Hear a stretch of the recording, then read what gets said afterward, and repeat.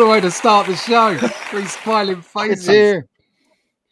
We've got snow on the ground here in the middle of Michigan. Nice. I thought that was rain. Just enough for a dusting. Yeah, that was rain.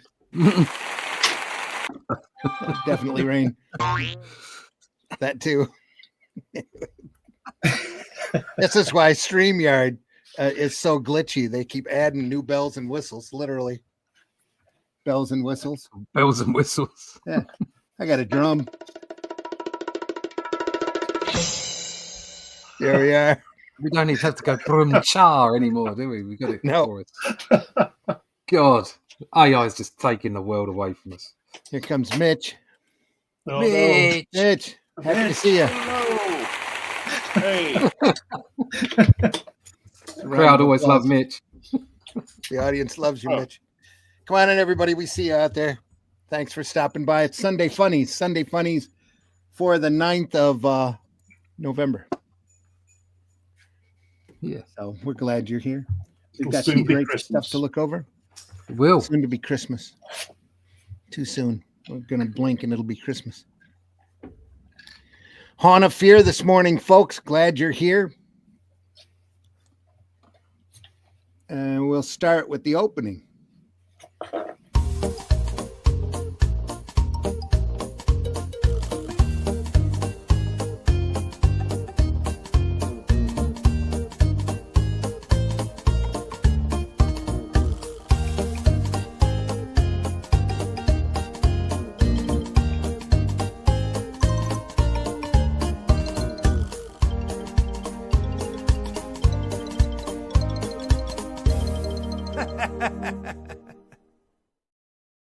All right. Thanks for joining us, folks. I'm your host, Randy Zimmerman, Arrow Comics. My latest gig is The Atlantean, which I'm writing, that the great Russ Leach is doing the artwork for. The third volume of which should be in everybody's hands by now. Haven't heard a whole lot of reviews yet, but should be out there. We know it's in fulfillment, if not completely fulfilled by now. If you haven't got your copy, I'm sure it's in the mail. So then I was out and had breakfast with Susan Van Camp, magic artist, over the weekend on Friday, and she said this is the best cover she's seen us use yet. Says they just keep getting better and better. And I said, that's nothing. You should see the cover for the collection. Wow. Woo-hoo. The collection is great. Look at that. There's a collection available. If you were part of this campaign, you'd get this as well. What a great volume. Look at how thick that is. And that's got the Shadow Kingdom, which is where the Atlantean is based off of, in the first 2 volumes of the Atlantean in it. If you missed it, we're sorry you missed it. We are at we're at fundmycomic.com. Whenever we run a campaign. So go over there and take a look. There's a lot of other campaigns over there running right now. A lot of really great stuff for you to take a look at. And when you get a chance, if you're looking for something great to read, go over there and take a look. Can't recommend them highly enough. Also joining me this morning, Mr. Glenn Fleming. Glenn, please introduce yourself. Hi, everybody. My name's Glenn Fleming. I'm a writer, artist, and publisher. All my stuff is on Amazon. But what I want to show you today, and forget all that, get one of them. There you go. And then when you stop drooling over that, look at that. What an introduction. Look at that. Madness. How good is that? And then 2 pages down, 2 or 3 pages down, you get that. Yeah. Look at that. So, never mind my stuff. Get one of them. But having said that as well, I'm at the back. He's at the back. He's in there. He's in the back. He's in there. Look at that. Actually, he's in the front too. He designed the logo for the Atlantean. Well, right, yeah, but Russ did that new one. Oh, did he? No. I just manipulated your one. That's all. Okay. If you go to the first page, your original is there. There's the original. It is there in all its glory. So there you go. There you go. Okay, well, I'll take that. Thank you. But yeah, get one of those. Fantastic. Wonder if they're going to have you. Sorry. And if you get one of those, you might get one of them. Oh, look at that. There you go. Yeah. Only on Fund My Comic, guys. That's the only place you get them. This will probably be framed and be on my wall in my studio. Oh, nice. Renato did such a good job on that. He's rubbish. I've heard of him before. He's not good. If if he hadn't done the pencils, he wouldn't have been able to do anything, would he? So there you go. There you go. Also joining us this morning, Mr. Russ Leach. Russ, please introduce yourself. Yeah, you just heard everything you need to know. Russ Leach, I'm the artist on the Atlantean. These books out now. This issue should be in people's inboxes now, in their post boxes very soon, if not already. And it will be available online at Amazon, Critical Blast, Barnes & Noble by the end of the month. If you want to find out when that is, also when a digital version of issue 1 will be available on Global Comics and potentially on Amazon as well, all you need to do is go to russleach.com and sign up for the email list, and I can let you know when any changes occur, and also when issue 4 is planned to drop, which is very early in the new year. We're already deep in production on that. So check out russleach.com and sign up for the email list. Absolutely. Also joining us this morning, Mr. Mitch Rogers. Mitch, introduce yourself, please. Hi, I'm Mitch Rogers. I'm a horror comics writer and artist. And when you're done reading The Atlantean, just hop on Global Comics and read The Boger. I'm going through the original miniseries and remastering it. Nice. Great. Good stuff. Sweet. Sweet.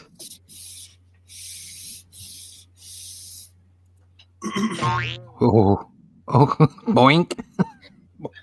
Boink. Boink.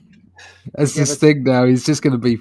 He's going to be the sound effects man now. Boink. I gotta find more and add more. Yeah, that's the thing.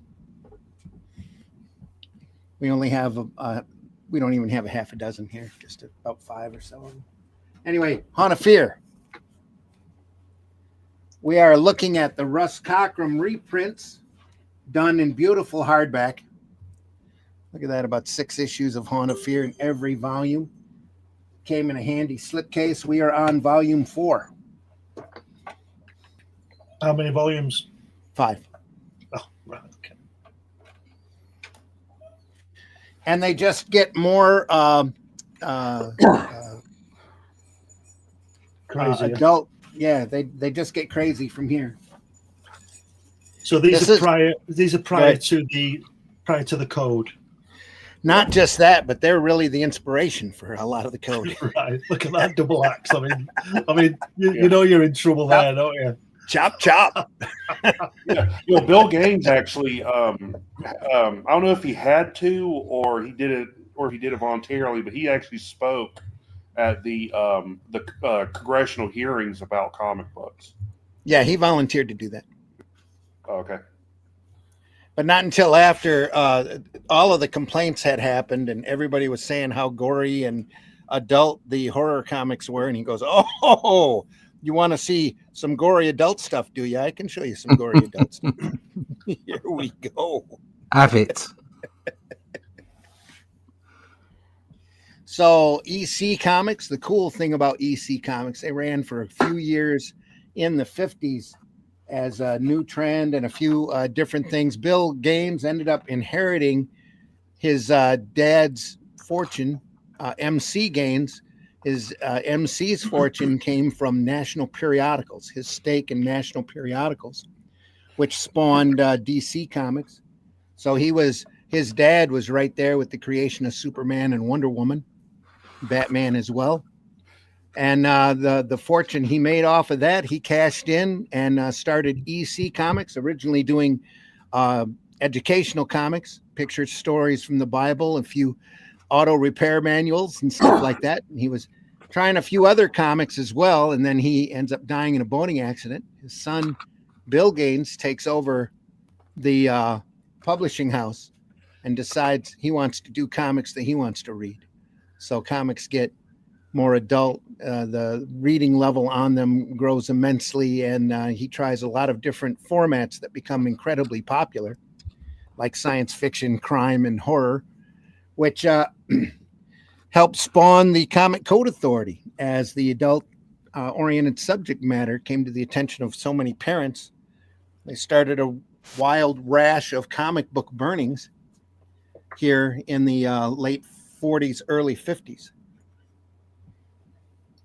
Yeah, And just so- after fighting Go ahead. people that were burning books. Yeah. Yeah. Well, good call.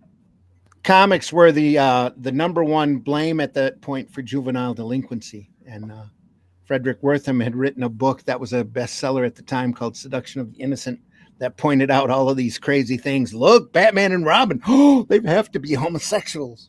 Look at all of the evil of Wonder Woman and all of Then that. it was rock and roll.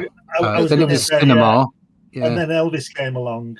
Yeah. Then it was cinema. Then it was Then it Dungeons was and Dragons. video games. Yeah. Dungeons and Dragons. Then it was video games. Yeah, it's Now never it's the anime. upbringings. Yeah. Yeah. Now it's it's the anime. internet. Yeah. Anime. It's oh, Anime never yeah. and the whole- K-pop. Yeah. It's never the home life of the kids. It's always what they're into, you know. Never the Yeah, parent. it's No. fine. And their upbringing. Yeah. Yeah, Never. Yeah, the funny thing about that is back in the 20s or 30s, I can't remember, when Albert Fish was caught. And if you don't know who Albert Fish is, he was a real horrible serial killer in the early 20th century. But Frederick Wortham did the psychoanalysis on him for the courts, and he actually pointed out in his testimony that no one gets as bad as Albert Fish was unless they had a horrible upbringing. Hmm. So between that and this, he completely changed his mindset and started blaming media instead of money. Yeah. Oh yeah, Yeah. he had a book to sell, obviously. Yeah, money. That's Yeah. what it is. Don't forget, I've said this before, but don't forget, Genghis Khan used to watch porn films and murder films before he went out and raped the world. That's right. He did. Yeah, he had a VHS recorder. Yeah, Yeah. 600 years before Jesus. Yeah, That's right. Yeah, and remember, Glenn, Albert Fish, not to be confused with Billy the Fish. Billy the Fish, yeah. Really, the fish. Well, it's his descendant, obviously, isn't it? Descendant, Billy the Fish. But I want to be in the football team. You can't, Billy. You're a fish. You're a fish. Stop. Oh.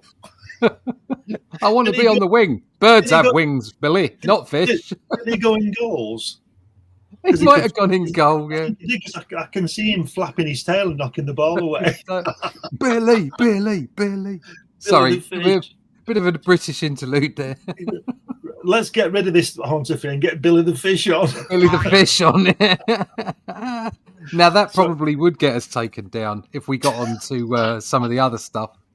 Yeah. Sorry, Randy. I take Carried it- away. Sorry, take Randy. it we- here. that- No, you're fine. I take it his That was- career took a very adult turn. It was from the Viz magazine. Do you know Viz? Okay. Yeah, In yeah. the 80s? Yeah, very rude. Yeah, Billy the Fish was one of the characters, Okay. along with Roger Melly, the man off the telly.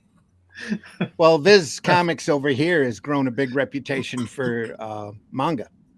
Yeah, Doing that's just a Japanese publishing comics. thing. Yeah, I in the You UK had a comic it was all- over there called Viz, right? we had a comic called Viz, and it was very rude. And yeah, it was funny. Yeah. Is that like milk and cheese? Rude? No, You don't know what Mike, I'm talking about, do you? no, I don't know. No. Okay. Oh, Milk and Cheese, the cat and the cartoon with the book, Milk and Cheese. Evan Dorkin's Milk and Cheese, yeah. Yeah, so- it's a bit harsher than that, to be brutally honest. Yeah, Wow, okay. Really? Buster Oh, Gonad. Yeah, Sounds like something I need to read. yeah, you do. Yeah, Yeah. yeah, you do. yeah. I mean, how could you get more vulgar than an alcoholic carton and alcoholic block of cheese? I mean, Exactly. A mad alcoholic block of cheese at Yeah. that.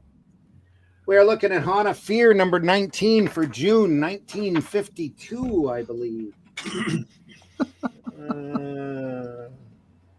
51 or 52. 52, I Beautiful think it's. Wally Wood ad here. Yeah, it's that ad again. 53. Are we in 53 now? Yep, June 53. There we go. Comics produced the old-fashioned way, folks, when they had to use little paste-up letters for the titles, and sometimes it just didn't. The kerning and the straightness of it just doesn't work out 100%. Just doesn't work. Yeah, they stuck it on there anyway. As it's easier to do that than to do it by hand. Little However, photographed witch's cauldron to paste in. however, that bottom right panel, look at that. Yeah. Look at the big blocks of black on his trousers. Yeah. Brilliant. That's great, isn't it? Let's look at that witch's face. That's great. Graham Ingalls here, Ghastly Graham Ingalls, as he was called at the shop, master of the brush and noir comics. Really main inspiration for so many people, even working today. Kelly Jones, Sam Keith, Bernie Wrightson. You see a little Magnola. Haven't we seen this one? Technique. Yeah, I think we've seen this one. Have we? Yeah, I've we have. seen this one. Yeah, I recognise the guy walking Yeah. at the beginning. Yeah. The guy that's like obsessed with death. And Well, I thought that's where I had it tagged at. Was it? Yeah. Maybe it's just a similar story to everything we've seen before. Another man who's dead. No, you're right. It's just the same story redone. Yeah, it's The a quote unquote different story. Yeah, same concept. They kind of did that. I don't remember this, especially Yeah. this. I'd have remembered. Heck yeah! Let's look at that. That's just such great work. That's so very Eisner. That Yes. Yeah, that guy with the coat. Yeah. the whole thing Eisner. That's what it reminds me of. At this point, Eisner is raging with the spirit is really going big, going strong through the newspapers right now. When this was done, because they figured what Spirit had a circulation of 12 million through the newspapers. Oh, blimey, 12 million. 12 million. Well, they print up a newsprint type comic, no cover, and stick it in the newspapers for the Sunday edition. 1,200 would make me happy. Yeah. Yeah, they figured because he was syndicated, they had a number of different newspapers doing Spirit sections. They figured his circulation was 12 million a week. 12 million. 12 million a week. Ingalls. These books here were selling in the millions. They were bi-monthly. They were outselling DC and every other publisher at the time. It's one of the reasons why they brought the Code Authority in. Yeah, that's right. Yeah. How can we get it back? Yeah. Yes, why for like 20, 30 years you couldn't have like weird or terror or fear in the title of a magazine. Yep. Horror, weird, or terror were banned. So was crime. The word crime was banned off the covers of comics. They've done that on YouTube. I won't say the words because it might ban us, but there are certain words you can't say on the YouTube thing as well. Yeah. Too small. We're too small. But that's all right. What, like bollocks? No. Bollocks is all right. Bollocks is all right. Okay. Yeah, it was over here in America. Not many people know what that word means, so it's like, just leave it. Yeah. Even the C word is more acceptable. Yeah. Good Lord. Yeah. What then what? Then Nazis. unaliving yourself. Oh, that word. Okay. Yeah. Yeah. And Unaliving yourself. other things that people do to people.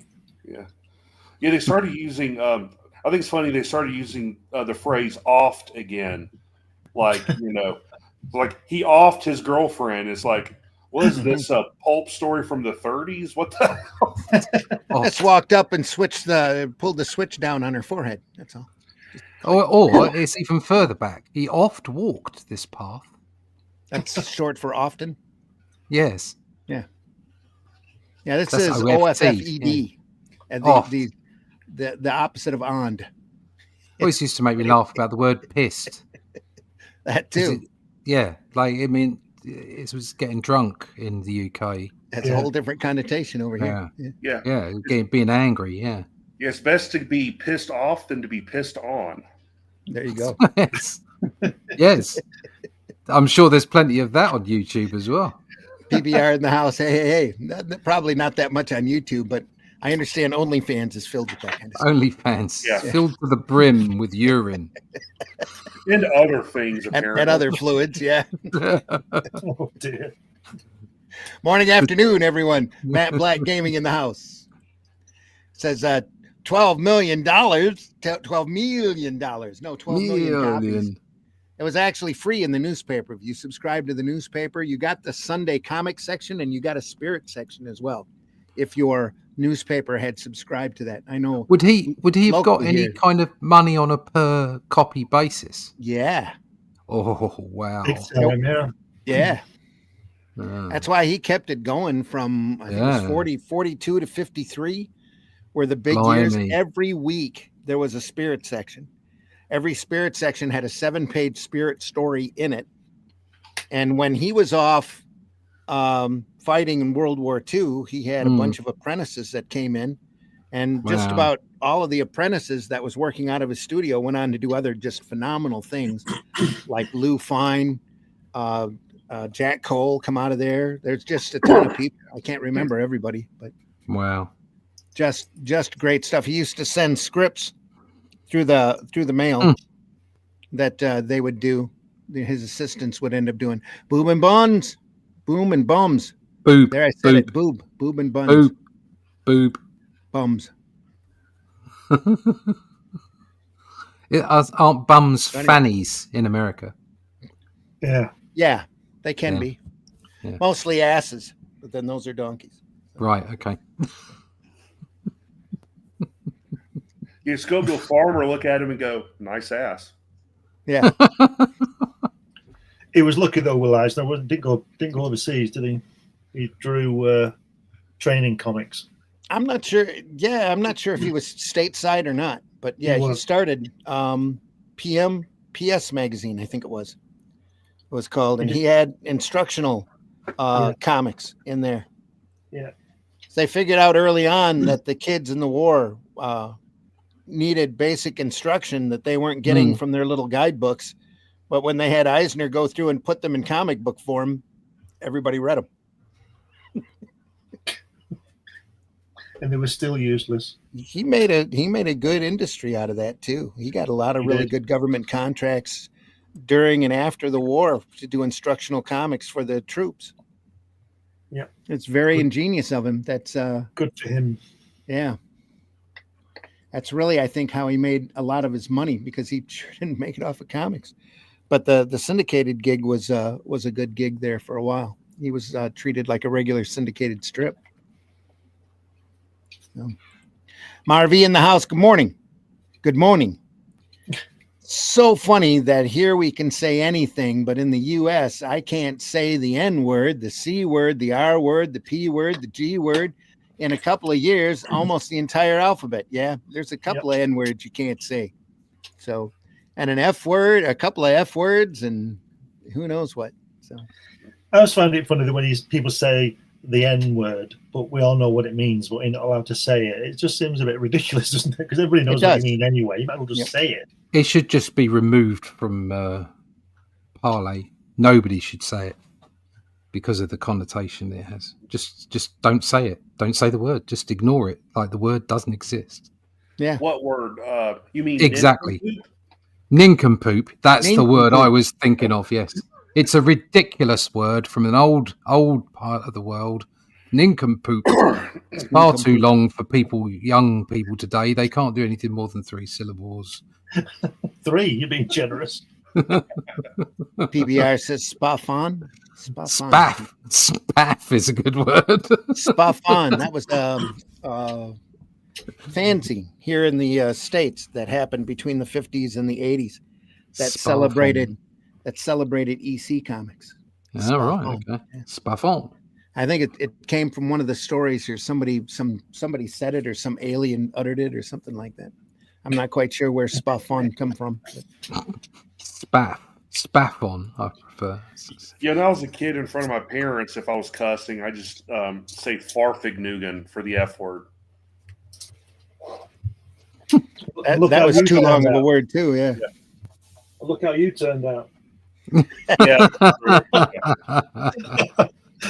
I'm only kidding, Mitch. I know.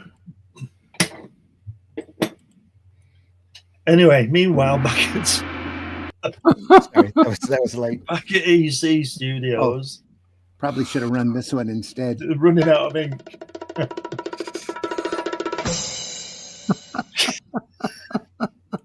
Anyway, Oh, dear. Oh, it's crazy today.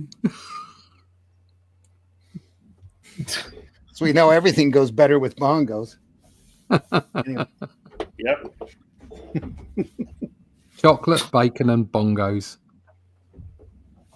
it's the name of my next comic. Yeah.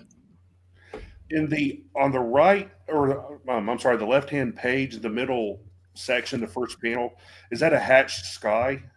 Yeah, that looks like lines. That is. It's all mine. Yeah. Very, yeah, It's beautifully done. Brights-esque. Yeah. That guy's face, he looks a bit like Q Yeah, I from can see Star that. Trek. Yeah. Yeah. This is all line work here as well, I think. Mm. On that first page, that center panel where the same shot from the floor where you see the feet and he's walking behind him, those boots look like somebody from 1840, don't they? Working in a mill. You know what I mean? Yeah. They don't fit, one size fits all type of thing. The action here. Look at that panel before that one. Whack. Yeah. That rock is a serious. Just the composition on it is great. Yeah. Thinks he's Peter Cushing, doesn't he? Here's an artist who's not afraid to take the form and just exaggerate the hell out of it as he needs to. That's great, You know? isn't it? Now? That's great. Yeah. You have to be a really good artist to know how to do that correctly. But you see so much, just in the ink work here, you see so much of everybody. All of these guys that work in horror comics all have picked this stuff up and studied it. You know they have. That guy in the last panel looks a bit like Ilya Kuryakin, doesn't he? With glasses. Yeah. That chin, Does a bit, yeah. the jaw. He's really going in, isn't he? Look at, I hope he didn't pay much for those glasses. yes. Yeah, they are a little lopsided, aren't they? They're cockeyed. That's what they are. Yeah. He said cock. Oh, wow. Look. They're going crazy. Oh. Stanley, my God. Yeah. Look at the brushwork here. Yeah. It's beautiful. Around his face as well. It's Yeah. just, Have you seen that on the next page, though? Look at that rain. Yeah. And the negative space of that tree branch coming across the top. Yep. Lovely, isn't it? Or is that a tree branch or is that lightning, do you think? That looks like lightning. Yeah, right, okay. Yeah. Amazing. Coming across Gorgeous. the top there. Yeah. It's like there's an observation deck up here or something, like a dome. Yeah. Almost. This is around. But yeah, look at the lighting here. That guy's face. Just great. And just that simple snake-like line down the girl's face. Yeah. Yeah. Fantastic, isn't it? That's a single brush, isn't it? Single brush stroke, that just whacked in. It's just brilliant. Mm-hmm. It's a shame it's not a bigger illustration, isn't it? It didn't cover the whole page, so we could look at it. all the negative space here on these leaves are just amazing. Yeah, and really the well way done. the way the water's running down the steps as well to the side of the windshield. Yeah. It's lovely. That's great. Johnny Craig, Vault Keeper illustration there. Yeah. Just cut and pasted in. They use that quite a bit in his stories. Lover, come hack to me. Look at that. Excuse me. What? Where? Come on, darling. Even if it's deserted, it'll be less cramped than that car. Let's run for it. Okay. The kind of girl you need to meet, isn't she? Take the overnight bag. Yeah. I'm soaked to the skin. Oh dear. It's their honeymoon cottage. What do you know? Furniture looks like someone moved out and left everything exactly as it is. Then there must be a bedroom and a bed. Oh, we know what you're thinking. Uh-oh. A bedroom with a fireplace. I think And this dog. story was done in the TV show in the first season, I believe. Mm. Because it sounds familiar, the title and the fact that they're in a random house, I think.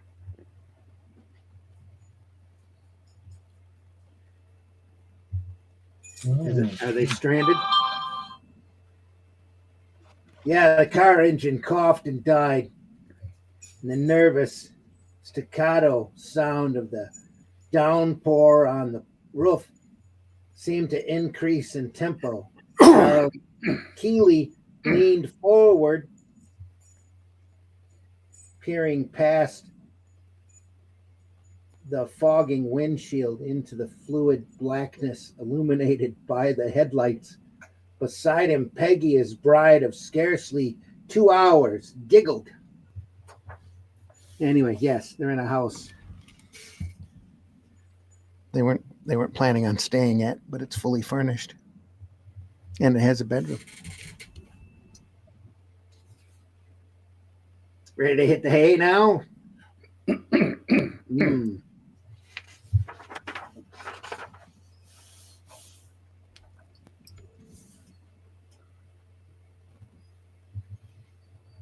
So she's gone.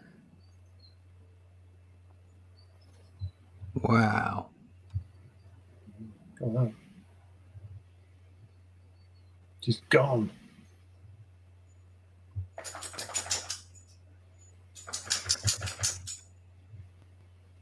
Sounds like the hound's approaching.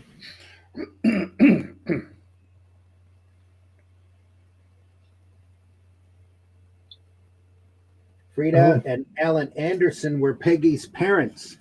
It's gone back in time. Yeah, They're saying the same thing. They're saying the same thing, like he's saying, coming over the threshold, and she said, "It's the custom, you know, Frida." And he's going, "Darling." That's what he said previously with the other girl. Oh, no. Is she an immortal and she's just killing all these men? Like you do.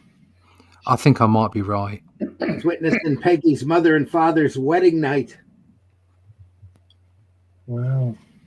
She's so deliriously happy. What's this all about? Am I seeing all this? What's the reason they're asleep? Now, how in blazes do I get back to 1953 to Peggy? He hid in the closet? Yeah. Huh, okay. You have to go through Narnia to get back to 1953. Must be, yep. Oh.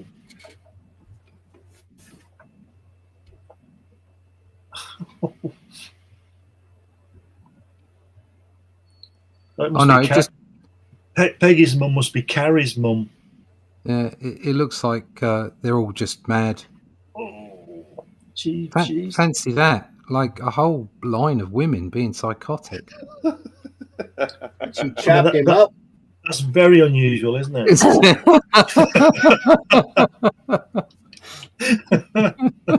Absolutely mad. Her words were almost sing-song now. Almost. Is it raving? What? Almost raving. But that isn't going to happen to our sweet, clean, passionate love, my dearest. I'm not going to let it. I'm going to keep it exactly as it is, preserve it for always. I'm going to make sure time doesn't spoil our love. Alan, wake up, darling. She's got an axe. She's got a little axe to grind. Every time I wake up and there's a woman I'm with an axe staring at me, I just roll over and fall back to sleep. Stop. Oh, Lord, I can't stop her. I can't feel her. And she's like a ghost. She's mad, absolutely mad. This was the secret Peggy's aunt kept from her all these years. Peggy's Aunt Peg. Peggy's mother was insane. She killed Peggy's father. Here in this house, they're on their wedding night when Peggy herself was conceived. Then he wakes up and he goes, "Oh, I must have been dreaming." was only a dream. Everything's exactly as it was. The dust, the old fireplace, the battle axe, gasp. The battle axe over the fireplace, it's gone. Exactly as it is.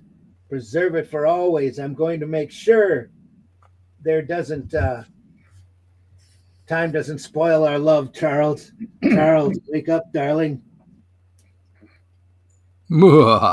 As he felt the cold steel cutting inward again and again, and felt his strength ebbing away, Charles suddenly knew that Peggy, too, had conceived a child this night who would murder her husband on her wedding night, as her insane grandmother and insane mother had done.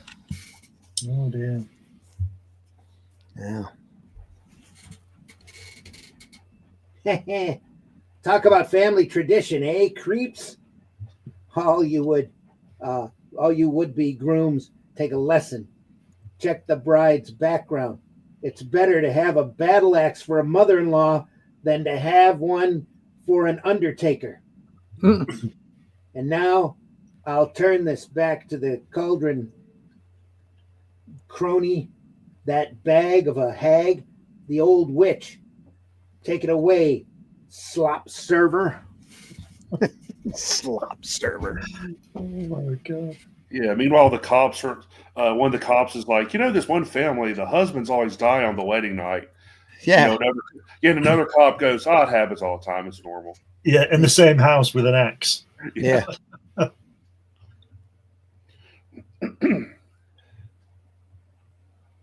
Yeah, we're throbbing. Throb.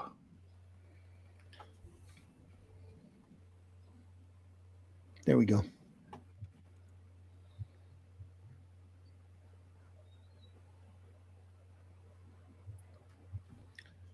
Yep.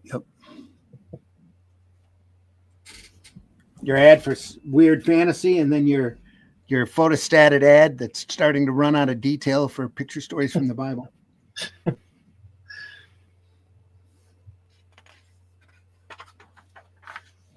Time for another old witch's grim fairy tale. Just before you go on, it's quite ironic, isn't it, that those Bible stories are okay. There's a lot of similar stuff in them regarding killing people, but that's okay, Bible's a great book. It's got a lot in it. Yeah. A lot of action, a lot of, Read Revelation. That'll change your life. Read Song of Solomon, the Old Testament. There you go. Yeah, there's also a lot of sex for some reason. A double header.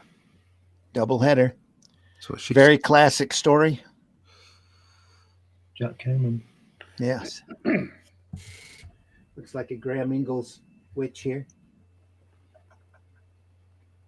Definitely came in on the art. Yeah, Kamen had a very unique style, just like the rest of them. You could just point it out and recognize it's him. Oh, yeah. And this is a zip-tone screen back here, gray screen. Just to drop it back. Could you imagine Russ going in front of King Charles and saying, "Your eyes are popping out of your head, Your Highness." They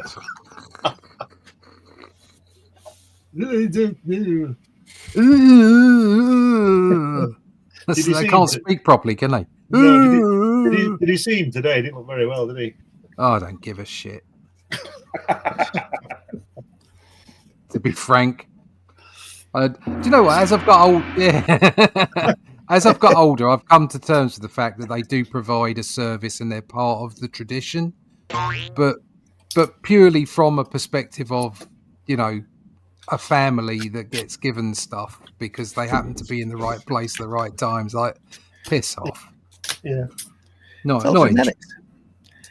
It's all genetics, isn't it? No, they're all lizards. They're all lizards. Hey, be nice. He's 70 years old. He finally got his first job. He's just trying. That's very good. That's probably why he looks miserable. Yeah, he's like, oh my God, I've actually got to work for a living. And Andrew said, "Not me." Andrew, scumbag. Oh dear. Didn't they disown him recently or take his title away or something? Yeah. Yeah. They'll just give him a new skin and tell him to go And he- somewhere else. He voluntarily stepped down because he knew he was in trouble. Isn't that what it was? He Well, was you know, forced to. He was forced, wasn't he? Well, voluntary in air quotes then. Yeah, definitely. He's He got yeah. is what it is. I'll brush him under the rug and keep him someplace safe and safe and warm for the rest of his life until he passes. They'll put him somewhere where he can put a new skin on and come out of them. You should just throw him up to the tower. Yeah. Was it last person in there was Rudolf Hess, wasn't it? Was it? He was, what? Rudolf Hess, one of Hitler's men. Mm-hmm. He was held in the tower for a while. Didn't he come to try and get a deal with us or something? Yeah, and the Scottish police had him for 6 weeks, I think, before they realised that he was telling the truth. I am Rudolf Hess, the second in command of the Nazi Party. I mean, you wouldn't believe him, would you? No. Oh yeah, I'm gonna laugh, mate. Yeah. Get your fuck. But yeah, I think he was. I'm not sure. I think he was the last person to be held in the Tower of London. Huh.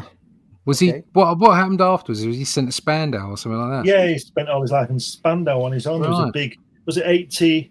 There were 80 cells in Spandau, and he was the only prisoner there. And it was costing something like £2 million a year to keep him in it.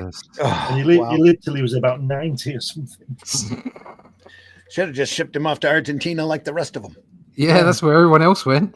Yeah, it was a lot cheaper, wouldn't it? Argentina or Nevada, one of the, depending on if they knew anything about rockets or not. Yeah. True.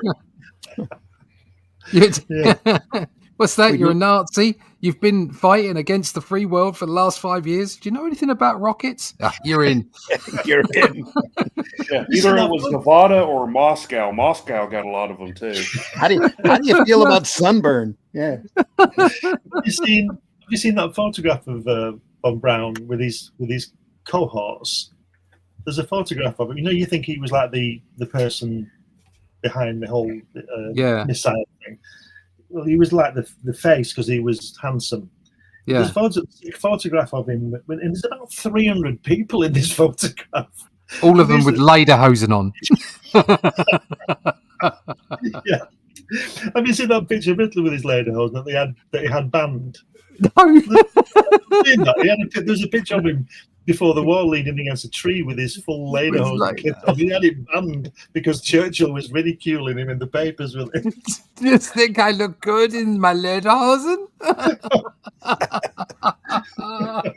And you're looking at that picture of the 300 people, and you're like, which one's Braun? And someone's like, he's with his hands straight in the air. He's in the center, I think it is. Keeps trying to tell you how tall he is.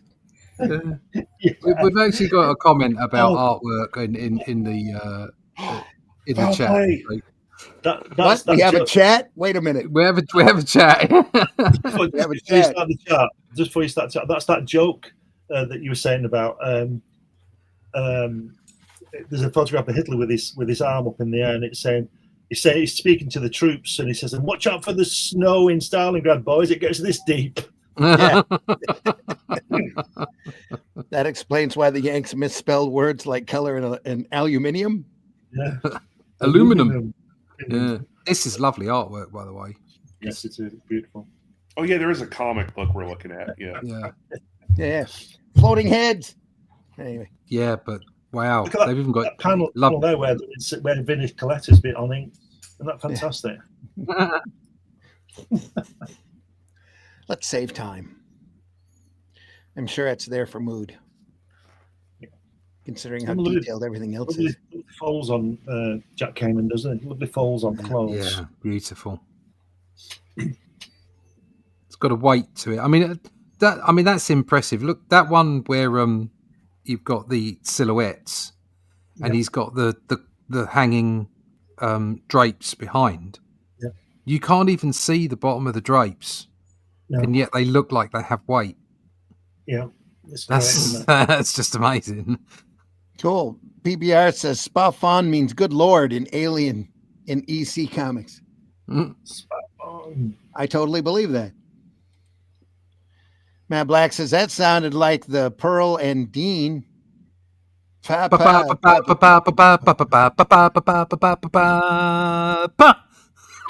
it goes. I always think Kamen and Al Feldstein's art look very, very similar. No, you can tell them apart. But yeah, I could, you look a little harder at it, you'll be able to tell them apart. I think the artwork of the time, especially from all these EC books, there's a lot of ink being laid down.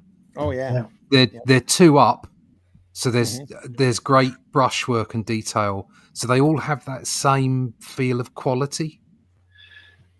Yeah, I think that the people behind the comics code were actually the printers, because it was costing a fortune in black ink. and look, Vinny's here again on the next page. Vinny. This must be the first thing you worked on. Well, also don't forget they were setting mood here with the shadows and that, so they were using solids. Vinny. I think at this point Vinny's doing his own romance comics for Timely, if I'm not mistaken. Right. Yeah, I believe it. during this time. All of them. You don't have to. Every single panel's a silhouette. I do. As far as I know, though, Vinny had no work with EC. So right. Well, when we told you, it's not a surprise, is it? No. No, considering they're all so detailed, aren't they? Yeah. Finish off Jack Kamen's story. Wow. The first page of probably one of the most famous EC horror stories of all time. Foul Play by the great Jack Davis. Jack Davis, yeah. Yeah. This is one of the big ones that Congress went after. Was this one story?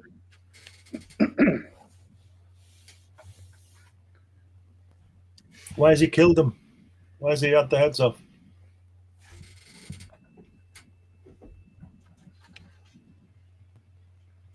Inside the castle, the three ladies of the court who had missed viewing the execution writhed in the writhed on the stone floor of the throne room. Marie covered her eyes. They had been painfully torn out For what she'd seen. Yeah. Yvonne had her hands clasped over her ears.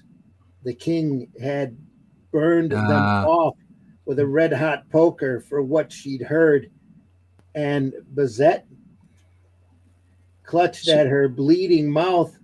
The king had cut out her tongue for what she had spoken. See no evil, hear no evil, speak no evil. I want to know why Tom Jones is the executioner. Look at his lovely hairy chest. It's not unusual. It's not.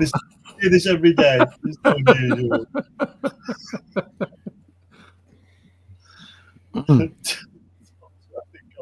So, carry on, Randy. We're just being silly. Okay.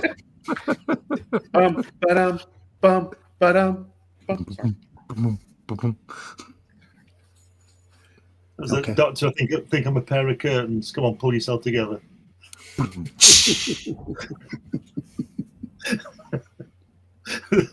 Tom Jones one's the best ever, isn't it? Every time I wake up, I think I'm Tom Jones. He says, "Oh, really? It's not unusual." Two people have been in with that this week. Oh, is it common? Well, it's not unusual. I went to the doctor the other day. I said, "Doctor, I said, doctor, I feel like I'm a dog." He said, "Well, get off the couch."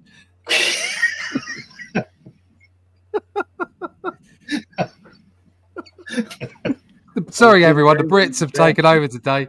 None of our American friends will know who Tommy Cooper is. See no evil, hear no evil, speak no evil, eh, kiddies? So the old adage goes, old King Irving in his wrath sure made monkeys out of the three troublemakers, eh? Well, that's my grim fairy tale for this issue. Of course, it's all in fairy tales, even grim ones. Everybody lived happily ever after. Yep. Seems the king went snooping and found a chambermaid making beds in the 3rd floor. And but that's another even grimmer tale. Well, CK, what's oh wait, so bye now. Yeah, bye now. On the foul play, I imagine that was put in by hand. Yeah. Looks like Lettering it. here. I would say so. Jack Davis. Jack Davis. Beautifully done as well. Come on, Herbie, let's get some run insurance. Get on base, Herbie boy.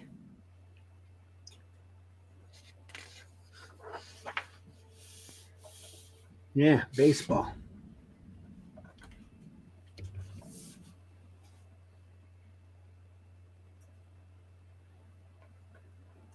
It's about I think the same stance that's on packs of chewing gum. Big Red Chew that Davis did the cover for, or the packaging for. It's got almost that exact same picture on it. That was a bubble gum shredded to look and feel like chewing tobacco for the kiddies. Yeah. They could put a pinch between their cheek and gum and feel like they're big baseball players while chewing gum. Yeah. Instead of tobacco. That's probably what Marlon Brando did. He's chewing there, isn't he? In that panel there.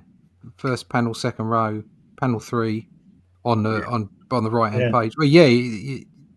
On that one as well. So yeah. It's got his chewing tobacco.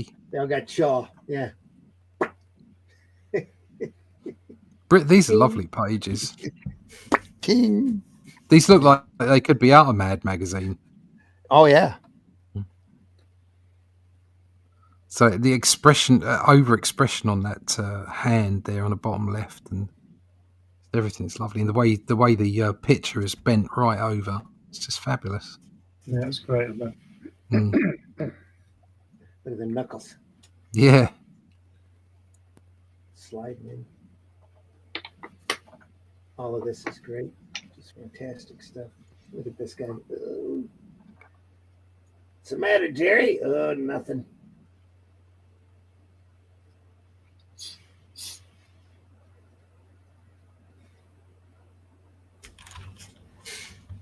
You get the feeling, though, here, everybody, even though they're leaning forward, it really, after our previous discussions, it just looks like they're ducking out of their way of the panel balloons. Yes, it does, yeah.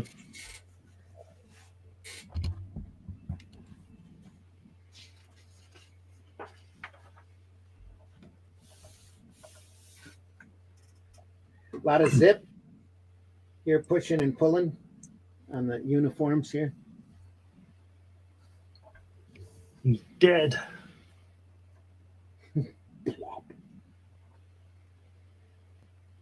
Attaboy, Herbie. Come on, Jerry.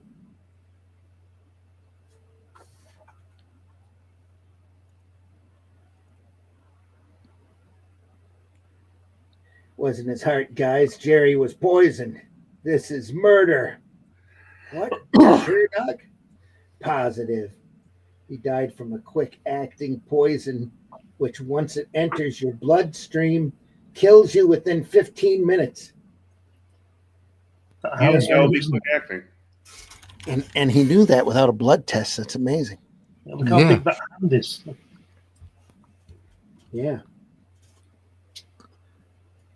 Jerry was out in the field 15 minutes before he died.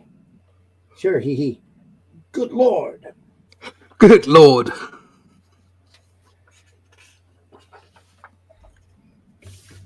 What did they say? Sparf on?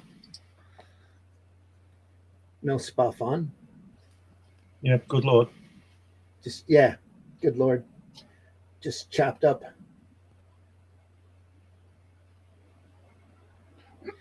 Yes, friends, Herbie's batter had so wanted to win the pennant, not for Central City, but for his own fat ego. that at the beginning of the ninth, while the team was at bat, he'd painted his spikes with the fast-acting poison. He carried the poison with him for just such an occasion. Getting hit with the pitch was easy, the slide easier, and the job was done. And all last winter, Herbie thought he'd gotten away with it. He'd pitched his team to victory and the pennant. He'd been declared a hero. Soon it would be the big leagues for him. Soon he'd be famous. He'd have a name immortalized by in the annals of baseball. That's why on the day before opening day, come out. What the? Brady Doc White, the Bayville team. What's this all about? Oh, we know, friends. Now you know, friends. Now you know why. There's a ball game being played in the moonlight at midnight in the deserted Central City ballpark. Look closely. See this strange baseball game? That indicate see the long strings of pulpy intestines that mark the baselines. See the two limbs and the liver that indicate the bases. Lungs. See the two lungs and liver that indicate the bases. The heart that is home plate. See Doc White bend and whisk the heart with the mangy scalp, yelling, "Play ball, batter up." Let's go, Philly boy. Pitch it in. See the batter come to the plate, swinging the leg, the arms, then throwing all but one away and standing in the box waiting for the pitcher to hurl the head into him. See the catcher with the torso strapped on as a chest protector, the infielders with their hand mitts, the stomach rosin bag, and all the other pieces of equipment that once was Central City's star pitcher, Herbie Satin. Yep, and in the morning, watch the faces of the fans as they pack the park and see the green grass now stained red, and see the hastily substituted pitcher step up to the rubber and stare down at the stone plaque embedded here in the engraved words, memorializing the gory remains buried beneath the pitcher's mound. Yep. Here lies Albert Sitton, pitcher. Can't read that other word. R.I.P. Oh, murderer. Pitcher, murderer. Good Lord. That's my Yelp yarn for this issue, kiddies. Herbie the pitcher went to pieces that night and was taken out of existence, that is. The plaque turned out to be the gravestone and the pitcher's mound his grave. Oh, by the way, next time you go see Central City play, be careful where you sit. That night, one of Bayville's guys hit a homer into the stands. They never found the ball. Bye now. Well, I'll see you next in my mag, Tales from the Crypt. No photographs this issue. No mention of photographs. No. Probably sold all out.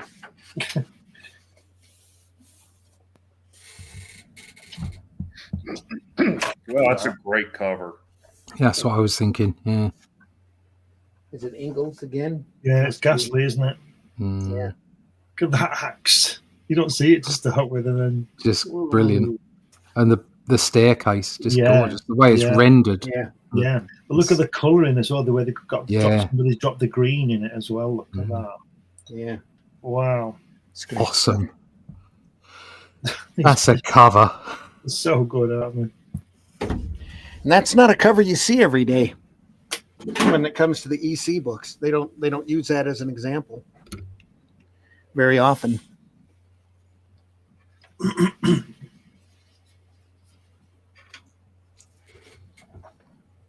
All right. Thump Fun. Ugh, that work again. The light coming in on the skeleton. Sitting in the casket. That's great. Look at that.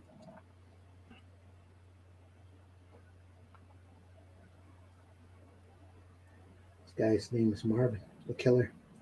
Love the way that's rendered. Marvin. Yeah. Oh my God. That Glenn, the corner of that casket. Yeah, it's just where he's got black going to light and then light going to black. Just brilliant. Yeah, it's excellent. Phenomenal brushwork there. A lot of reflective lighting going on. Mm-hmm. Lovely. Look at that. And just look at that for 3 days, couldn't you? Yeah. Work out what he's done. Yeah. Coming in right on the witch, looking at this. Yeah. That's whole amazing. composition. Yeah, it's just nothing short of amazing. Like this. Look at the little blades of grass even out of the grave. It's fabulous. Another great Jack Davis ad here. Yeah, that's great, isn't it? Nomad. Sorry, no more bad. The state of that thing walking away. Yeah. Something on his head that blows in the wind. Surprised there's not a hole here in that shoe. Yeah, that's If you haven't been able to find Mad on your local newsstand, look harder. Look harder.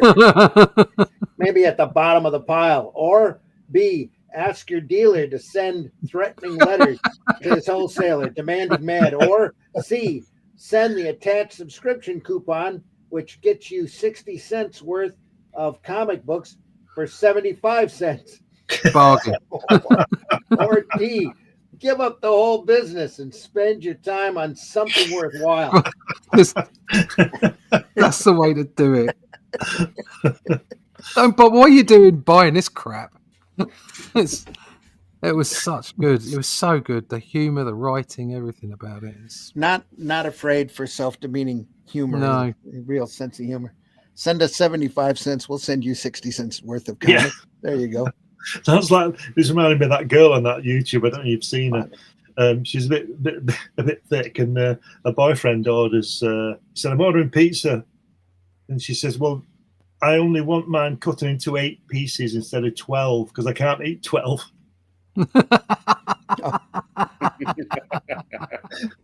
Oh. I thought you were going to talk about the family that goes up with the fast food counter, and the wife's particularly overweight, and the husband of the group goes, "I'll have 6 hamburgers, 4 orders of French fries and 2 chocolate shake." And the person behind the counter goes, "That's cool. What are the rest of the family going to have?"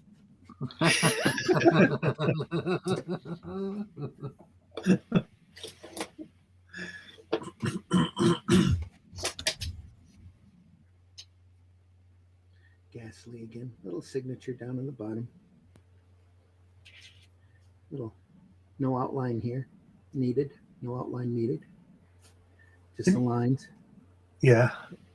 Just looking at the coupon. 75 cents. You get 6 copies for 75 cents. Get a year's worth, 6 issues. They were bi-monthly at that point. Yeah. Bargain. Yeah, that casket there, that's how to draw wood, isn't it? Isn't it? Just fantastic, isn't it? Just amazing.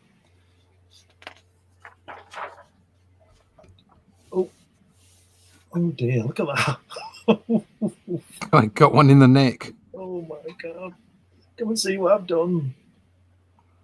He drew very grotesque people, didn't he? He does, yeah. Really adds to the creepiness of the story. Yeah. Yeah, it does. Yeah.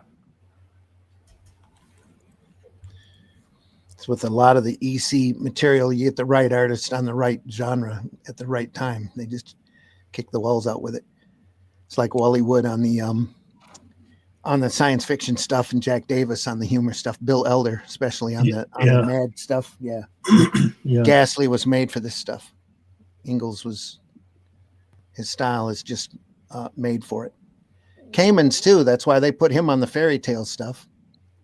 He had such a old classic look to his work. Yeah, I always thought that's one of the reasons why Doctor Strange didn't work after Ditko left it, because his style was so unique. Yeah. Because I think it was Marie Severin or maybe Bill Everett who took over, and it just didn't work for me. And they had a jumble of people. They couldn't Yeah. keep anybody on that on a regular basis. But none of them were as good as anywhere near Ditko's imagination. No. Yep, nobody could match it. Yep, In fact, I stopped very buying true. it when Gene Colan came on it, and I looked Gene Colan. Mm-hmm. It's just not a good Doctor Strange. Well, it's the same way with all of the Fourth World material in Kirby. Nobody has ever remotely been able to get close to what Kirby had done during that run. And you've had some huge people try to, John Byrne and Walt Simonson and just some really, really huge artists come in and try to take over and do a version of the New Gods. They just can't do it. No, they can't do it any justice, in my opinion. Same thing with especially Eternals. Eternals is a mess. It's kind of an embarrassment, in my opinion. They should have just kept with what Kirby was doing and kept going. I've got the Eternals run, the original one. I've not seen the new one, and to be fair, I wouldn't even look at it. I don't even want to know. Even if you told me it was good, I wouldn't look at it. I just think something should be left alone. But yeah. Yep. Amen. More beautiful line work, not a gray screen in sight on this. It's all line and brush work. Wow, it's just so good, isn't it? Line work here. Look at that. Everything is moving all in one direction here. Just fantastically done. A true masterclass in comic inking, especially noir inking for mood. That white. Yeah. Not needed. Top. Yeah. Look at that face at the bottom.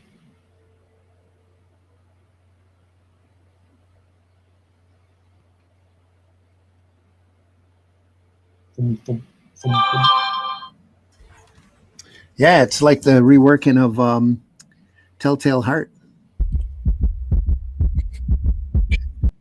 That was a little fast.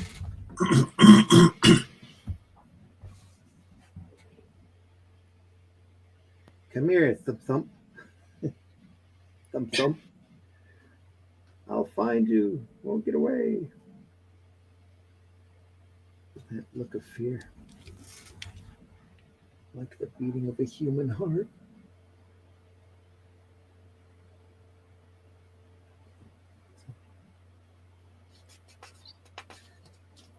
The heartbeat began again, further down the hall. Books.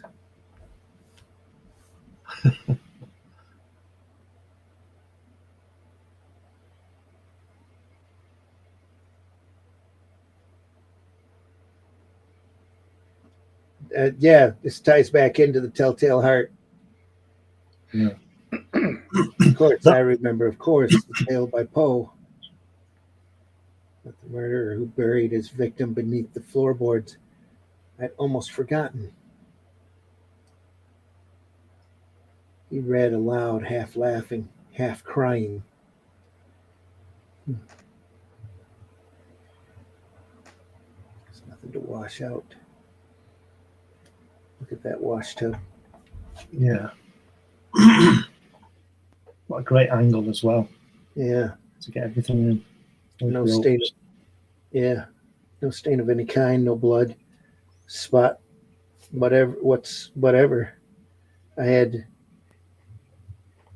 had been too wary for that. The tub had caught it all. It was 4:00 as the bell sounded the hour. There came a knocking at the street door. I opened it with a light heart, for what had I now to fear? A neighbor of yours heard a shriek. We suspect foul play. We've been deputied to search the premises. I bade the 3 detectives welcome. That combination here.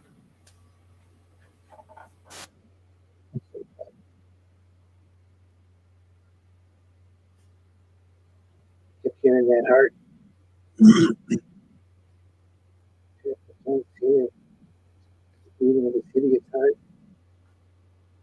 It was all in my mind, but just as in those tales, the beating of the heart was all in murderous mind.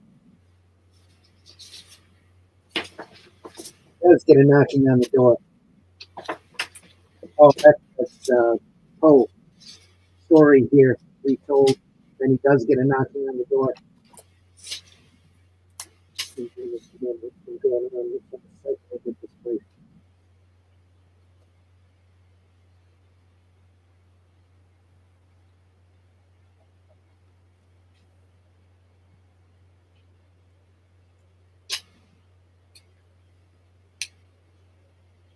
The plumbing.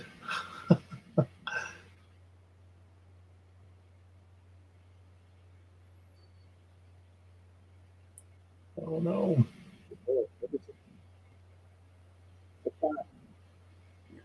Your audio's messing up. Mine is?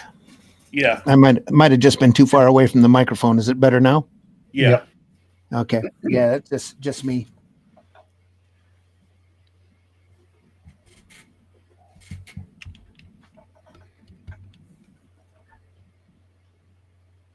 No, I didn't kill Gilbert. I killed Luther.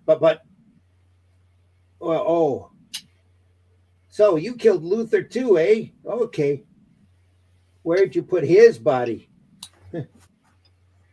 Marvin took them down into the cellar. While they uncovered Luther's body, he confessed, I didn't kill Albert. I loved him. And he loved me. He wanted to save me from killing Luther, only Luther caught him and killed him first. That's what must have happened. He's telling the truth, all right. Says there's Luther, and look, his heart, it's gone. So that's what he heard. Luther's heart led us to Gilbert's body.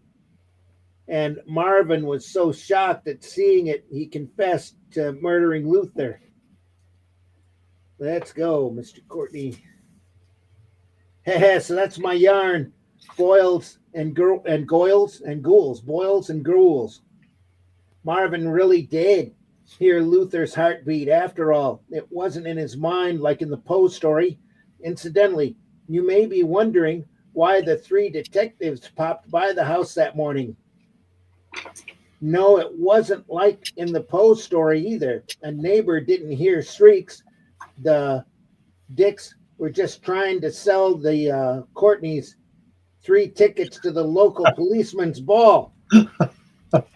Now the Vault Keeper awaits with his revolting reading material. Dig you later.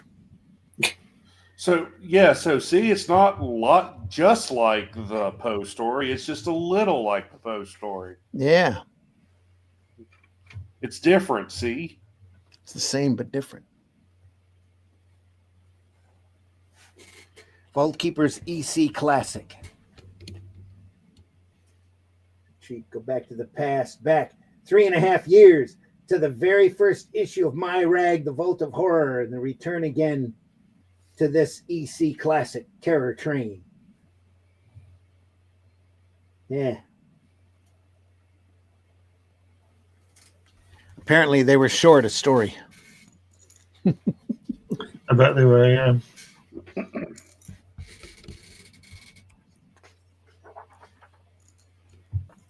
This is Johnny Craig here. That's a real 40s haircut, isn't it? Yeah. I think it's Craig. Pretty sure it's right. So what is this is from 1949, then 3.5 years earlier. Will it be Johnny Craig then? Yeah. Will he be drawing them? It's not Craig, it's Jack Cateman. Jack Cameron. Yeah. Okay. Looks a lot different from his usual stuff. Yeah, it's got to be Johnny Craig.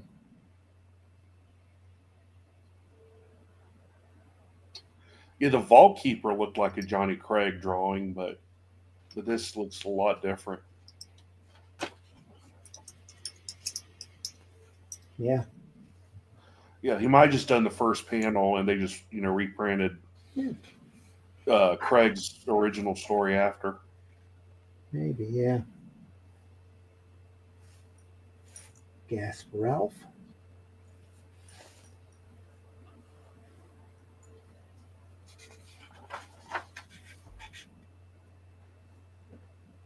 Did we look at this already? No. What's the story called? Terror Train. Terror Train, yeah. Terror Train. Come ride the train. It's from the first issue of the Vault of Horror. Well, his first EC horror work came with the cover for the Crypt of Terror, number 17, May 1950. And they switched that, I think, the issue or so after that to Tales from the Crypt. Right. So I don't know.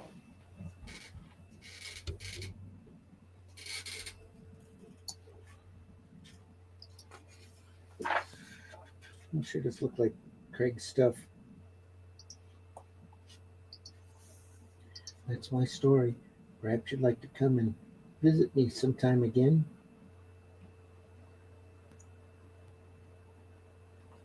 Side view of the casket.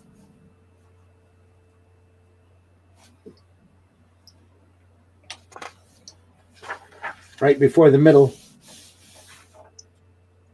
Another weird fantasy ad. Another picture stories from the Bible. That's that lettering title is better, isn't it? It's been done. It's been hand drawn to fit the space rather than just letter setted or whatever the others were doing. Yeah. So it's George Evans again. Wow. Look at the look at green that. there. Look at the quilt. Yeah. Look at There's that. some work in there. There's no requirement for him to put that work in. No, not at all. That's fabulous, isn't it? And the quilt's good too. Hey. Knowing where to put the spot blacks as well. Yeah. That's fantastic.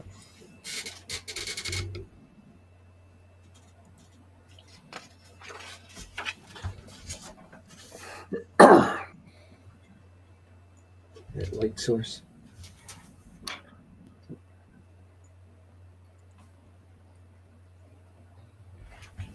Good hair on that girl, that centre panel top. Yeah, that's great. Yeah. It's all really good.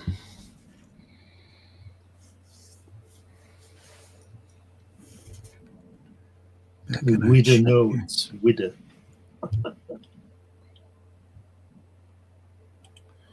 So I always think Kamen and Feldstein's look very similar. Beautiful cover indeed. Yep. Hi, how are y'all? Martha's in the house. Good to see you. At Martha's. Panels are so small then, and 1/3 dialogue. Great forest scenes. Yeah. Feldstein drew Terror Train. Oh. Okay, I stand corrected. PBR, I'm sure you're right. That would make sense. Not quite looking like Johnny Craig. Trying to study up on my 1940s comic stuff for a project. There you go. I didn't hear you. Somebody's audio? Was that Could you hear me? Yeah. Could you hear me? I said he's got some good stuff to go at if he's studying for a comics project. Oh, yeah. In the 40s, he's got some fantastic stuff. Yep. Hair and suits and these always look great. Yep. Yeah. Yeah, I've said that before. It's like it always seems to be a richer canvas to work on. Yeah. Right. I mean, even if you look at, I mean, obviously this is quite detailed. There's a lot of ink on here, but if you look at the sublime inks of like Sinner on Fantastic Four from the '60s, and they're all wandering around in pork pie hats and suits and stuff, it's just more interesting. Do you know what I mean? It's just more stylish. There's something about it. Yep.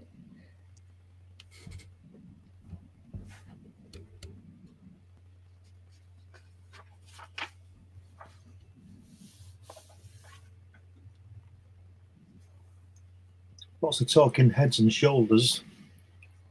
Yeah.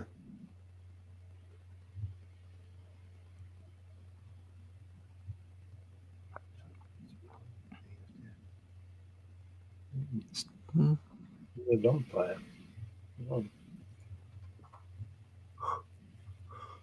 Oh, Waldo. His name's Waldo. Yeah. Where is he? Could it be the townsfolk were right? Anna was getting up, moving across the cabin bedroom floor towards the sleeping, pale-faced boy. You asleep, my baby? Now she was pushing the cot noiselessly, slowly, on well-oiled casters, forward or toward the bed where Waldo lay wide awake, frozen, waiting. Soon, darling, soon you'll have what you need. The boy's a vampire. I didn't think. Oh dear.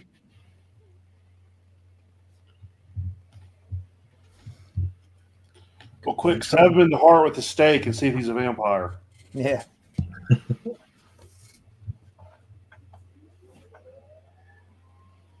No, the boy isn't a vampire. We can't be. He's asleep. Vampires sleep during the day or in the day. Soon, my baby. Good Lord. Blood transfusion unit. What? You're awake? Yes, I'm awake. So that's what you did to them. Your other husbands. You took their blood from them with that contraption and gave it to your sickly kid a little at a time while they slept until they died. Anna began to cry. She sat down on the bed, her head in her hands, sobbing out the words. My baby was born with a rare blood disease. He needed constant transfusions. His father gave all he could and died of pneumonia. I was destitute. I couldn't afford to pay for more transfusions, so I stole the apparatus and some money and came here to live. And now you know. Ha! I knew you were a vampire. I knew it. That kid in that bed. That kid in that bed looks like a young Prince Namo, doesn't he? Submariner. Yeah. Sorry. Go ahead. And he hasn't woken up. He goes, he looked at Waldo with tear-filled eyes. How did you know I wasn't a vampire? They all think I am. A vampire knows another vampire. Why do you think I married you? Because I wanted your blood. And now... I want your blood. My name is Waldo. Yeah. I'm over here.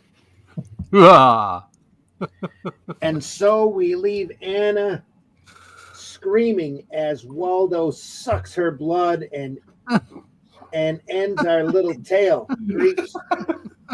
Rest assured, Anna's little boy is sure to be Waldo's dessert.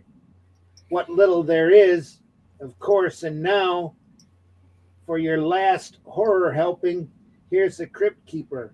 I'll be in my reeking restaurant, the haunt of fear. Again, my cauldron bubbling with some bloody brew, waiting to serve the slop to you in CK's Mag Tales from the Crypt. See you then. Bye now. By EC. Go spree. By EC. Go crazy. There's some pretty slick inking on that right-hand page there. Jack Davis. Jack Davis again. Look at that. Yeah, that vampire thing plan for his wife is very elaborate just to feast on her blood. I mean, marrying her.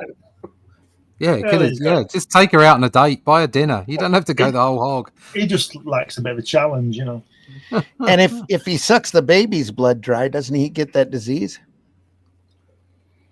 Depends on what vampire logic they're using. Rare blood disease, yeah, I guess. Well, when he sucks her blood, doesn't she become a vampire? Only if he doesn't suck it all. Yeah. Also that depends on also what kind of lore or fictional concept you're using for it. Some vampire stories you get bit and nothing happens. Some you have to, you only die if you have all your blood drained. It's it's as varied as there are anything else. Right. It's as varied as the amount of writers that write vampire stories. Yeah. Sounds a bit far-fetched to me. Any specific recommendations for the 40s? It's going to be a public domain heroes thing. I'll have a couple of main characters and probably a ton of cameos, since I see so many characters that are great. Well, he's got to do Captain America to start with, and Superman and Batman, I would have thought. Well, if he's doing public domain characters, he's going to have a hard time doing Cap and Superman. That's very true. You can always do Amazing Man, Wonder Man, or Captain Battle. He's always a fun one. Yeah, Black Terror is another one. Black Terror, yeah. Everybody does Black Terror, though. Yeah, true. There's been so many of those over the years. Hide and Shriek by the great Jack Davis. One last Crypt of Terror.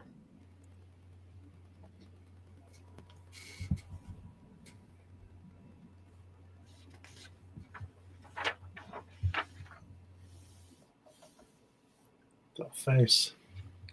Wow.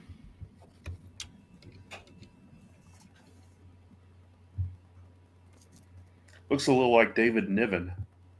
Yeah. Yeah. Using a little thinner line here and there. Or on the story. Clark Gable from the side. Or what's his name from Thriller? Vincent Price. Price right there, yeah.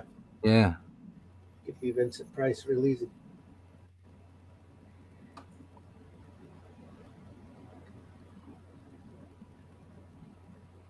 I want to be able to do violent and exciting things like Mr. Hyde, like this. Listen. Jekyll and Hyde take off.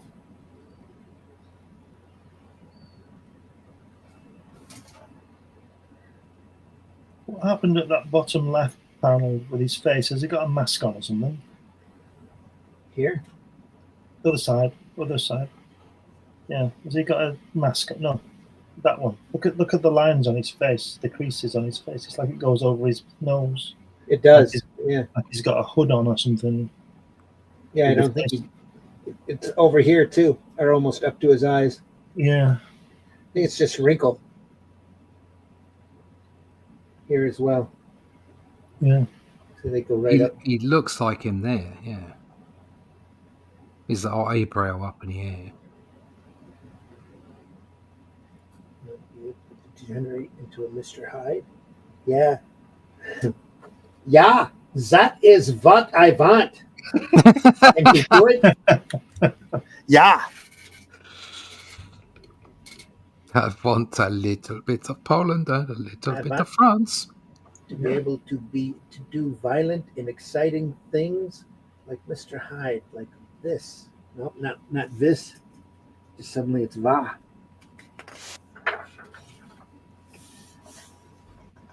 Do you remember that, Russ? Do you remember that spitting image with Ronald Reagan on? When some guy said to him, "What do you want, Mr. President?" He says, "Well, we want a little piece. We want a little piece of Nicaragua, a little piece of Panama, a little piece of Afghanistan." Yeah, that's about the size of it. Martha says, "Thanks. I'll look into those recommendations." Yeah, forget what I said. I don't know what I'm talking about.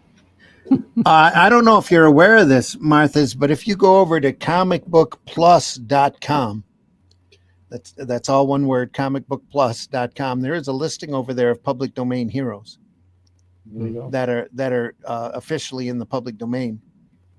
Then each listing usually has a picture of what the character looked like. So there's all sorts of great characters over there available. Available and open for your exploitation. That woman looks really weird. She's got the tiniest boobs. Yeah. Yeah. And I can have a chest implant. I've got $1,000. The inking on this is just phenomenal. Oh yeah. Lovely, isn't it? Yeah. The feathering, just the line work.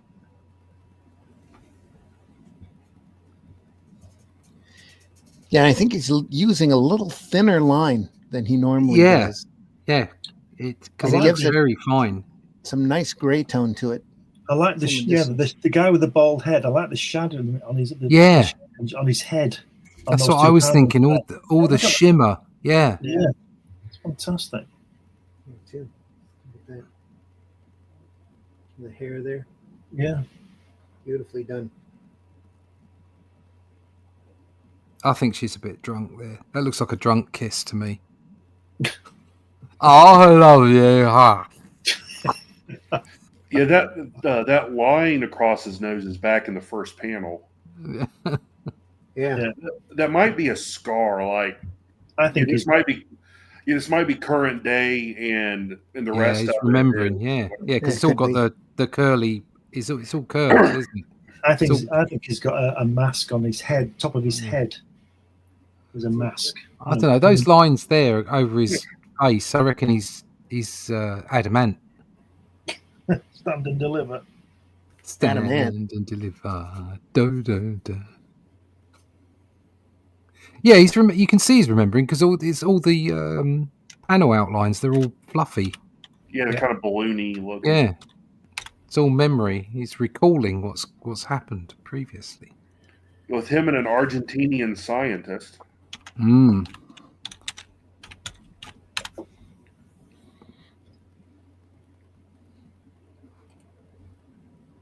Come on, what's next? What's going to happen next? All right. I was looking up adamant.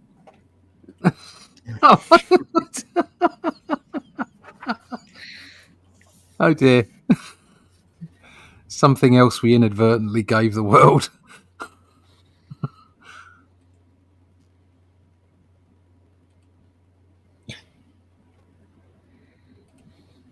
Look at that hand on the second tier of the first page. The back of that hand. Look at that. Yeah. Okay, how overdone it is. It's great. Yeah. Exaggeration. Fantastic. There we go.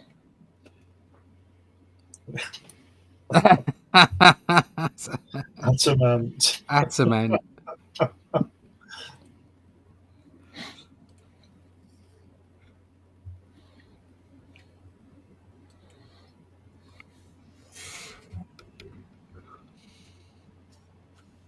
Good Lord. That concoction. Spot on. That concoction. I have to do something before she gets here. I have to the antidote. Bicarbonate of soda could really work. The stuff was acidic. There in the window. Myron, is that you? Shattering of glass echoes down the deserted street.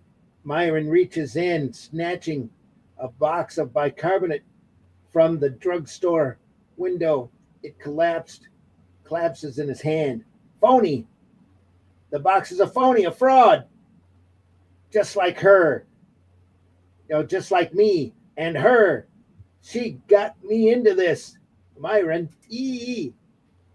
Myron turns. Now he is everything that Hyde was. All of the evil, the filth, and violence. Poor Amy. She ended up splattered all over the sidewalk because Myron and her phony scheme turned out to be for real. And the bicarb in the window display turned out to be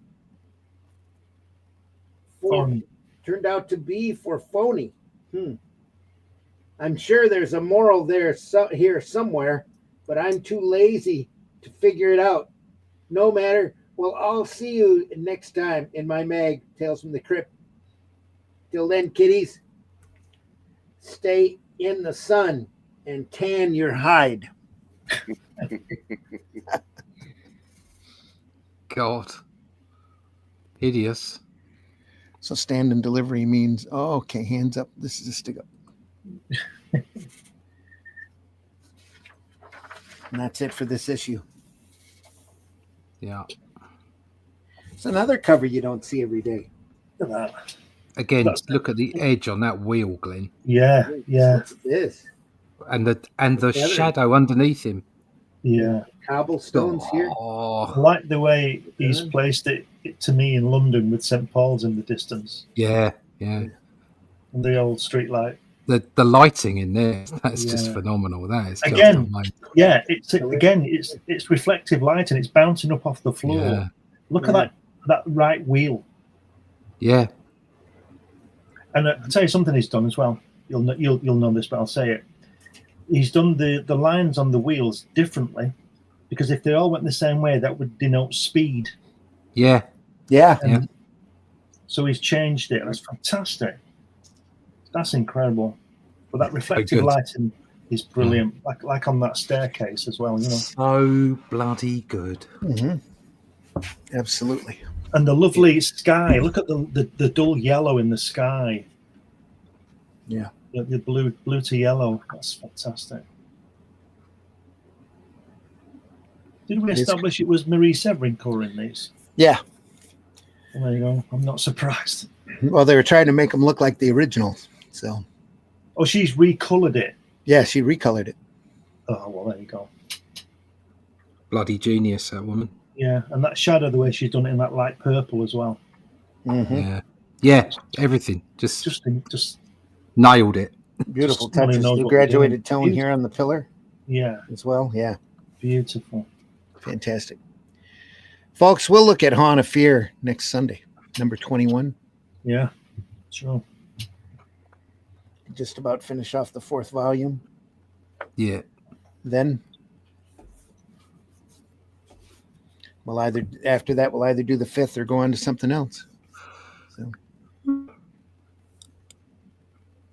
PBR says bring out your dead. Yeah. But I'm not dead yet.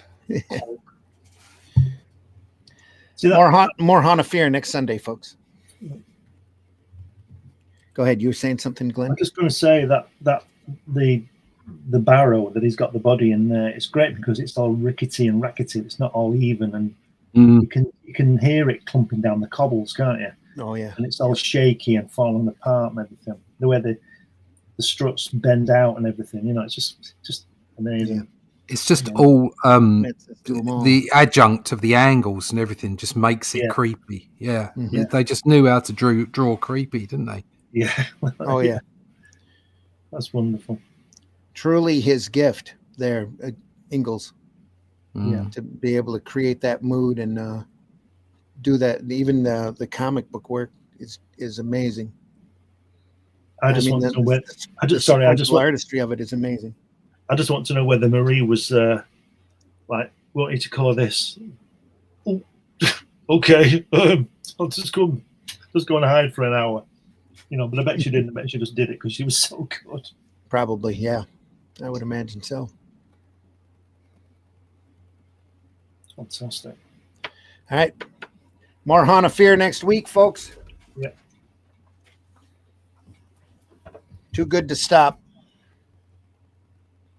So much great stuff from the ECs. If you ever get a chance to buy one of these beautiful slipcase books sets, I recommend it, no matter what the subject matter is. Well worth it. Very nice quality stuff. They all look like that from the side. There's all the different titles. As 5 volumes. A piece for all the horror titles. 3 volumes for weird fantasy, weird science. 2 volumes for weird science fantasy. 5 volumes of crime suspense stories. I think there's another 3 volumes of shock suspense stories. We went through Two-Fisted Tales already. If you get a chance, you want to look at those. That's back on the Comics by Night archives. We went through all of the Two-Fisted Tales. There's some fantastic stuff there for you to look at. Great true war stories. Some great stuff. Anyway, like I said, if you get a chance to get it. You won't regret it. Get it. Get it. More Haunt of Fear next week. All right, before we go, folks, I want to remind you that any kind of interaction you have with any of these programs on whatever platform you watch us on just goes to help with our algorithm. So please take a second out to like wherever you're watching us from if you can. Hit that like button, hit that love button. If you haven't subscribed, if you're looking on the YouTube channels, please subscribe, hit that bell for notifications. We do this twice a week. We do the Sunday Funnies here at 9 a.m. every Sunday. And then Friday mornings at 5 a.m., mainly Russ, Glenn, and myself get together to look at more great sequential art over on Comics by Night. And this Friday's Comic by Night, we're going to be looking at a great issue of Crime Does Not Pay. Yeah. George Tuska, Mr. Crime. Great stories. Make sure you stop by Friday starting at 5 a.m. for that show.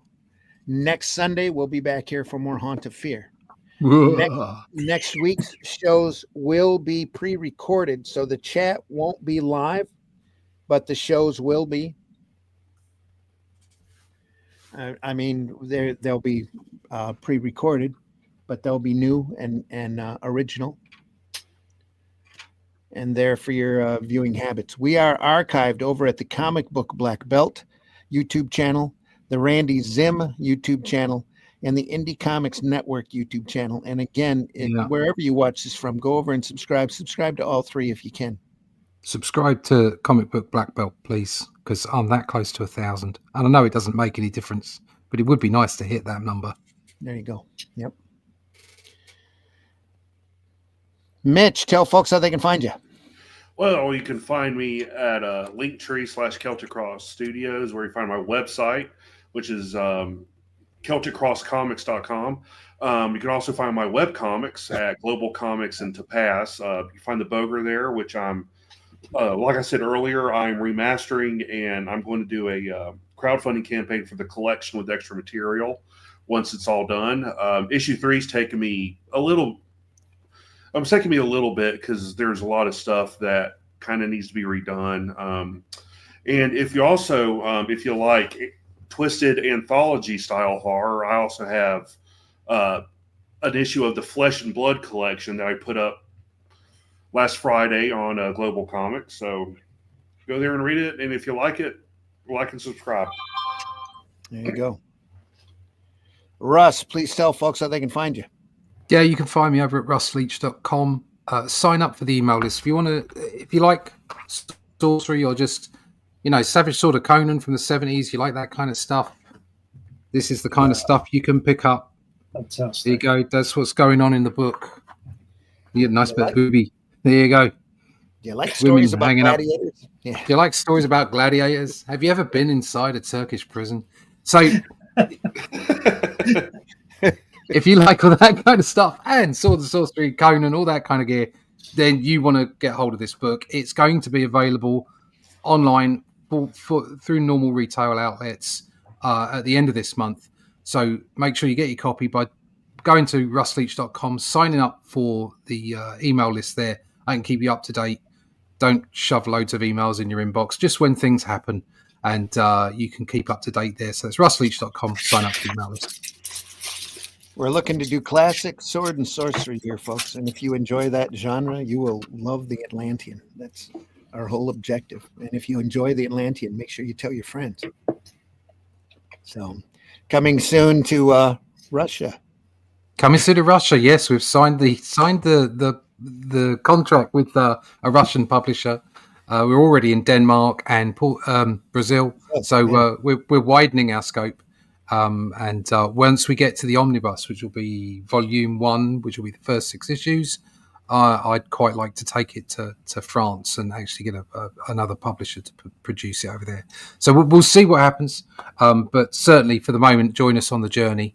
We're still in volume 1 at the moment. And issue 4 is in production as we speak. Yeah. So check it out.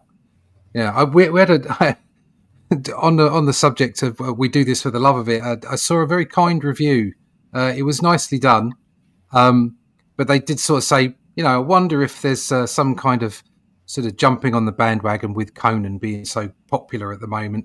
And I thank them for the review. It was very kind of them to take the time, but I did remind them that there just ain't the money in publishing. We're not doing it for the money. We're doing it for the love of it. So it's not to say we don't need the cash and we don't need to sell books. Of course, that's what we need to do. But there's a lot of love poured into these books, and publishing just doesn't cover the money for the amount of time that you shovel into it. So if you like that kind of thing, we love it as well. We're making the comics that we love. So check it out. We're sure you enjoy it. That's the whole point here, especially for me. We're doing the comics that we love, and when we started Atlantean, the main reason we did it was because we're not seeing enough of that Conan material, good sword and sorcery out there, and we're hoping to fill that void. We started on the Shadow Kingdom prior to the Conan announcement. Yes. So before the new Savage Sword of Conan and the Conan comics from Titan came out, we'd already begun production on the Shadow Kingdom. So, we're not jumping on any bandwagons. This is because we love the stuff. Well, there is a bandwagon there.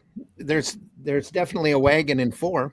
There's a wagon in 4. There was a wagon with apples in it in 3. So there are the occasional wagons. Yep. But I would suggest we're riding the wave. Yep. Yeah. Glenn, tell folks how they can find you. You can find me on Amazon, 12 books on there. You can find me on eBay. You can find me on Google. You can find me everywhere. You can even find me in here. So yes, go and get this. This is really, really good.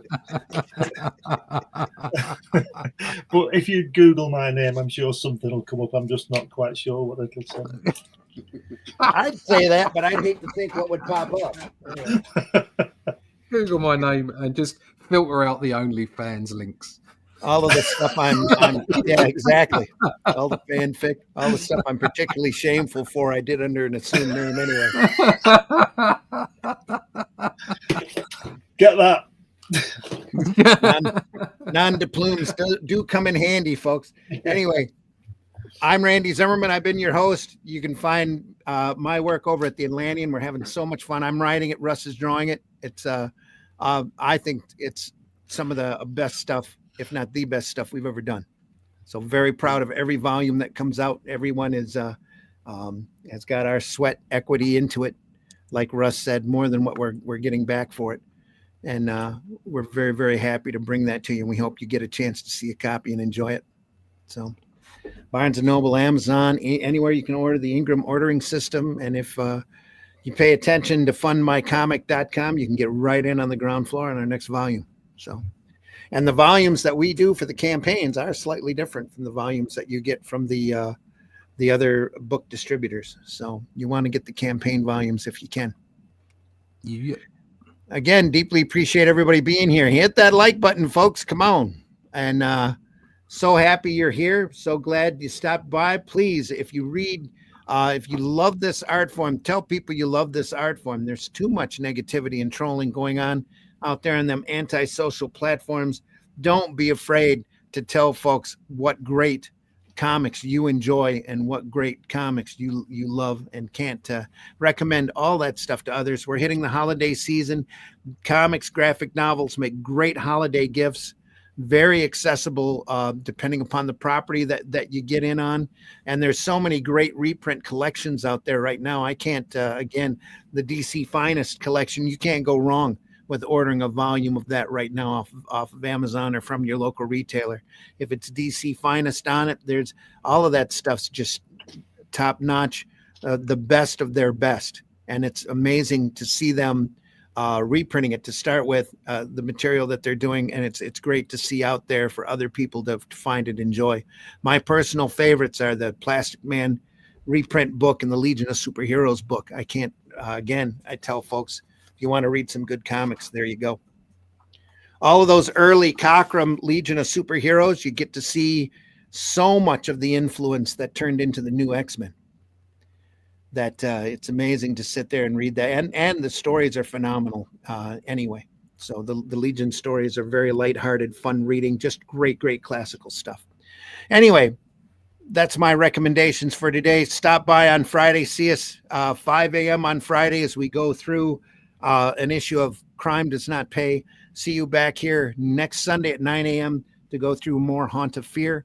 We deeply appreciate you being here. We know the majority of our viewership is after the fact. We love that. Thank you so much for stopping by.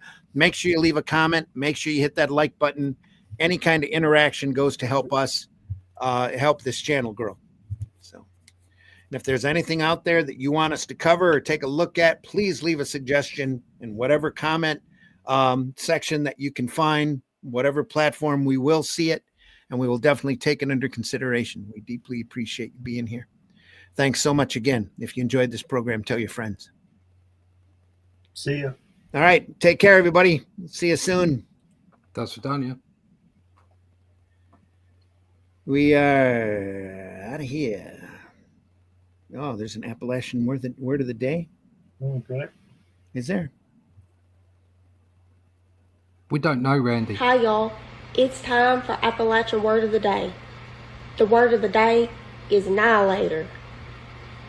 We were stuck in traffic, but we ended up getting there an hour later than we thought we would.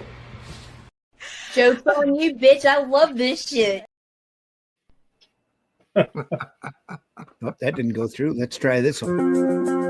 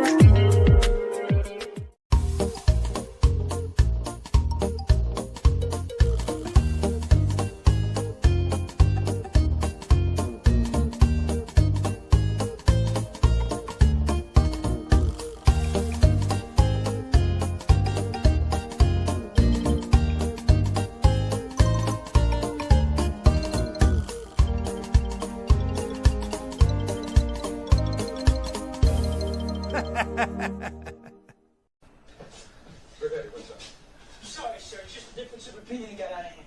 What about? It's way too silly to talk about, so I'd rather just forget I about don't give a damn about what you'd rather forget about. Why were you two fighting? Well, I said that the Kirby Silver Surfer was the only real Silver Surfer. And that the Mobius Silver Surfer was shit. Benefield's a big Mobius fan. He's got out of hand. I pushed him, he pushed me. I lost my head, sir. I'm sorry. Renee, you're a supervisor. You can get a commission like that. I know, sir. You're 100% right. It's never happened again. It better not happen again. I see this kind of nonsense, I'm going to write you up. You understand? Do you understand? Yes, sir. You have to set an example even in the face of stupidity. Everybody that reads comic books knows that Kirby Silver Surfer is the only true Silver Surfer. Now, am I right or wrong? You're right, sir. All right. Yes, sir. Taste the biscuit. Taste the goodness of the biscuit.